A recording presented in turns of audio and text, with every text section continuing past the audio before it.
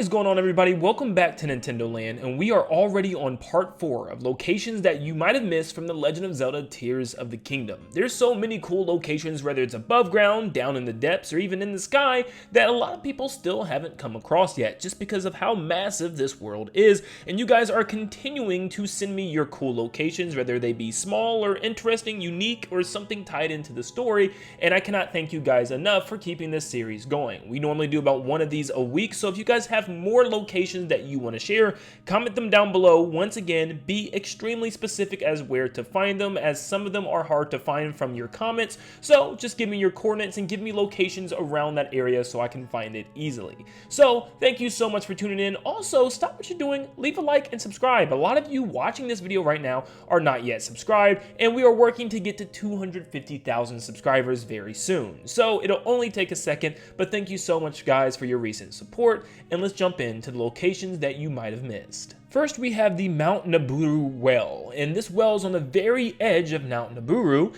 and you can actually go down here and see an interesting area that reminds me of past Zelda games. If anything, it reminds me of the old Zelda fountains, where you would go into a cave and see these giant pools of water where a giant fairy would come out. And that's kind of what it looks like here, and it's full of fairies as well. Now, we know the fairy fountains are a lot different in Breath of the Wild and Tears of the Kingdom, where there are these giant flower buds that are sitting across the kingdom.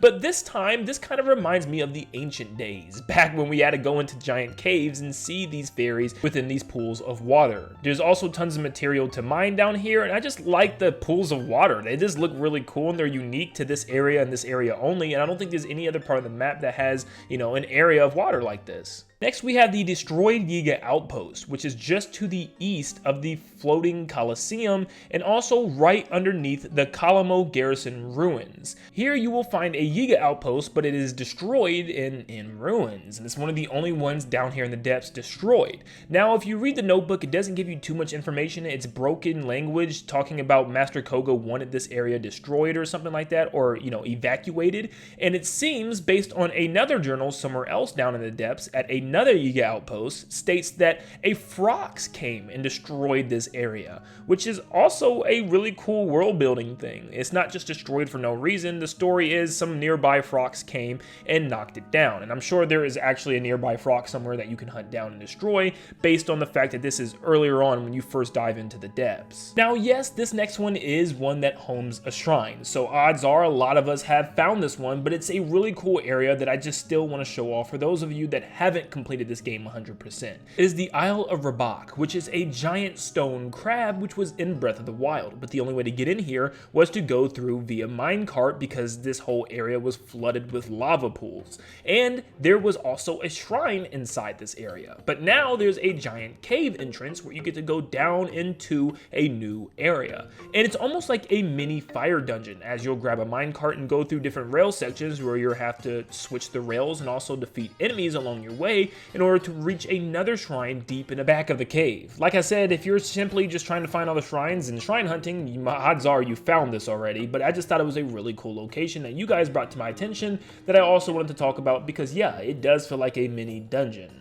I've actually been to the Raza Lake Cave a lot, and I have never noticed this little detail, which is so interesting. So this cave is just to the east of the lakeside stable across Floria Bridge, but within this cave it has a unique function. When it's raining, it actually fills up with water, and the water level raises as well. And when it finally stops raining, all the water will drain down to the bottom, allowing you to walk on the floor of this area, which is a really neat concept. Now, it's one of those caves where you'll probably never come across. I'm pretty sure there's no side quest or any extra missions bringing you here, but you'll find some pretty cool statues in here, one on the bottom floor and one on the top floor, and it's fun trying to reach the one on the top floor because there's just one thing of stairs, but it's super high up and at a weird angle, and of course it's raining, which means you're probably going to slip if you try any other method. Now, one thing I like to do is cut the nearby trees down, paste them together, and put 2 rockets on there in order to fly up there, but then you will find a bubble frog up in this room. It's a really cool area, and it's also fun to just get up to that top portion. Just to the west of Hyrule Castle is an incredibly small island with a Korok encampment here, but after you bring the Korok here, there's some interesting things to look at. There is an unusual amount of mountain crows all over this area that you can find, and also stashes of items. For instance, lots of flint and materials, arrows and stuff you can find in little piles, as if the crows are actually grabbing these materials and bringing them back to make like a little pile or like a nest or something. But it's super cool, and I thought it was like a really unique detail that shows the wildlife is actually doing things in this game. Like the crows are collecting objects and items and bringing them to this little island, which a lot of us probably just passed over this island even in Breath of the Wild. So it was cool to finally come here and see what was going on this little secluded area just west of Hyrule Castle. You know, in Kakariko Village, you can actually go up to Impa's room and see some interesting things. Once up there, you can actually see a giant board with the tapestry against the wall. Now, this is the tapestry from Breath of the Wild, depicting the giant war so long ago, but this is also used for a side quest as well for the school at Hateno Village, where you'll have to come take a picture of this thing and bring it back to prove to the children that this event actually happened, which is weird because I thought they were trying to hide all this information about there being a war and calamity and stuff from the children, yet you're tasked with proving them wrong. And then if you move to the left wall and peek behind some of the curtains, you can see a memory picture from Breath of the Wild that's painted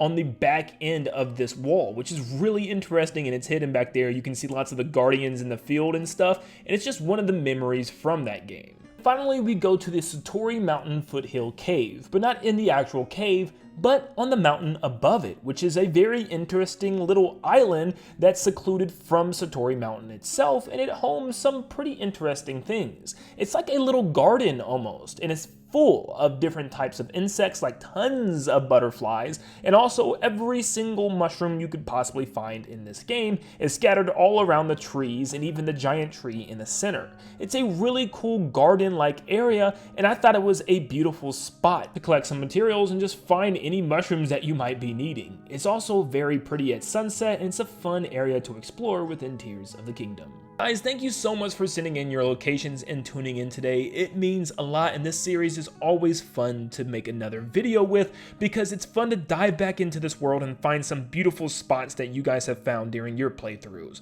And just flying through some of these locations really just continues to make me get goosebumps from how beautiful the world of Breath of the Wild and Tears of the Kingdom truly is, and it is going to be sad to eventually see this world go because it's been a big part of so many of our lives. I mean, seriously, since 2017, it's all been Breath of the Wild / Tears of the Kingdom. But let me know down below if there's any more locations that you guys have found, big or small, interesting or just unique to you, and comment them down below, giving the information as to where to find your location. But thank you so much for tuning in. Remember to leave a like and subscribe to stay up to date on all things Tears of the Kingdom and Nintendo in general. And like always, I'll see you all on the next one. See you guys.